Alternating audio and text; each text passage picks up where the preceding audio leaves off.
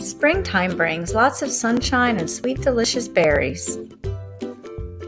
And a love for berries provides an opportunity for kids to help in the kitchen. Grab the berries, call the kids, and let's make a breakfast banana split.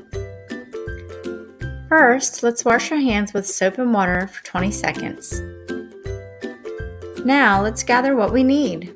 1 banana, 1 cup low-fat yogurt, 1/2 cup whole grain cereal, and 1/2 cup berries. Before we get started, take a few seconds to rinse the berries under running water. Now, remove the stems from the berries and cut them into bite-sized pieces. You may want to consider adding other berries such as blueberries, blackberries, or raspberries. Time to move on to the banana.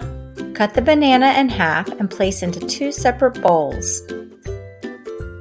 Then, spoon 1/2 of the yogurt evenly over each of the bananas.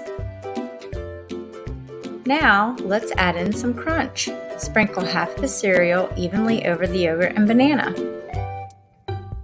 Sunflower seeds, chopped nuts, and granola also add a good crunch. And last but not least, let's use those colorful berries to top off each bowl. That's it! Time to dig in and enjoy!